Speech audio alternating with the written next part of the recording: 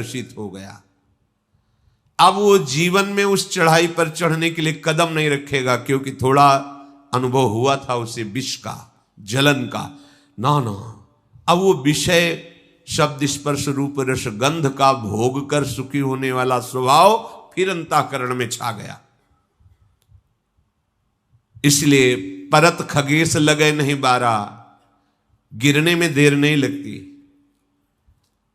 जब तक आप साधु समाज के घेरे में हैं तब तक आप गिर नहीं सकते, और जहां आप आज्ञा और साधु समाज के घेरे के बाहर हुए तो खड़े हो तो भी गिर ही गए, क्योंकि आपका अंतःकरण अभी भगवत साक्षात्कार नहीं कर पाया है।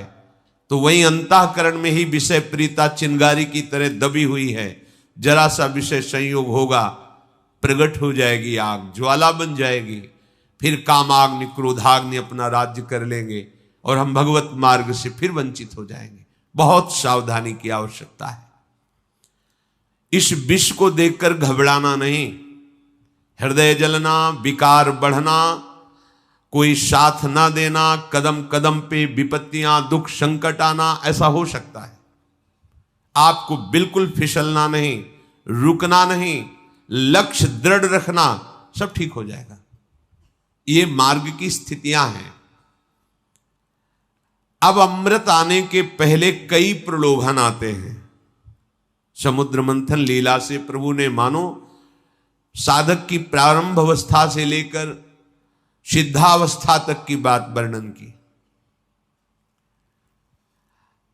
अब समस्त देवता और असुरों को बड़ी प्रसन्नता हुई जब भगवान शंकर ने विषपान कर लिया। समुद्र मंथन फिर प्रारंभ हुआ तो कामधेनु प्रकट हुई, जो समस्त कामनाओं को पूर्ण करने वाली है। कामधेनु गाय, दिव्य अग्निहोत्र की सामग्री उत्पन्न करने वाली,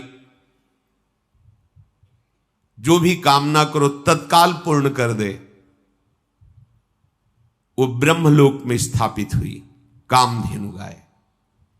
विचार कीजिए, अब आपके अंदर जो साधना में चले हो तो जो छुपी हुई कामनाएं हैं वो पूर्ण होती नजर आएंगी। आपने सोचा काम हो गया, आपको आनंद आने लगा, ओह मैं जो सोचता हूं वही हो गया। खतरा, खतरा स्वीकार मत करना, इस वृत्ति को स्वीकार मत करना। संतों ने प्रभु से प्रार्थना की, नाथ यदि मेरे अंदर कोई चाह हो तो कभी पूर्ण मत करना, उसे नष्ट कर देना। चाह नहीं, क्योंकि चाह होगी जगत की।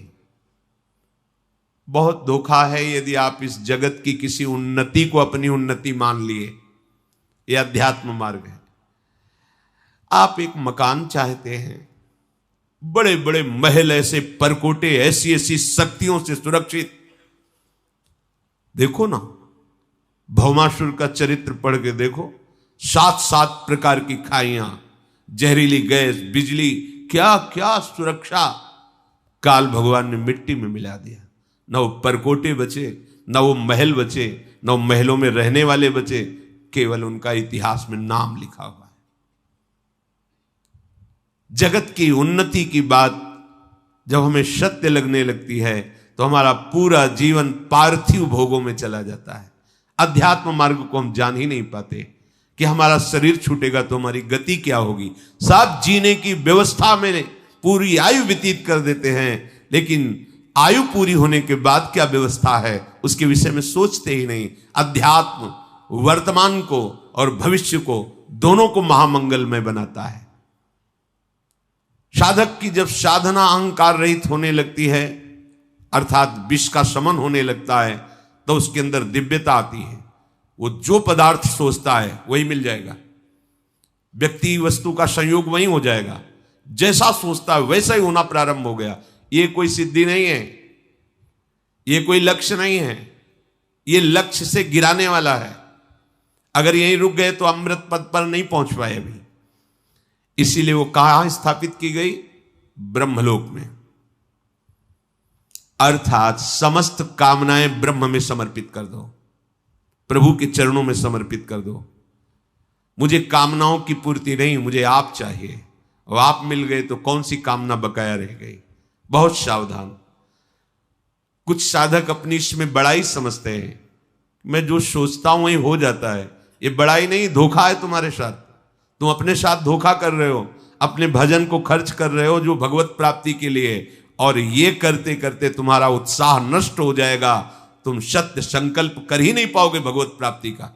इसलिए कामनाओं की पूर्ति पे जलन होनी चाहिए। तुम्हारी इच्छा हुई, तत्काल कामना की पूर्ति नजर आ रही तो तुम्हें भयभीत हो जाना चाहिए। प्रभु क्या आप देख नहीं रहे हो? नाथ एक कामनाओं की पूर्ति रूपी वृत्ति हमें परमार्थ से हटा देगी। ऐसा कभी नहीं होना चाहिए।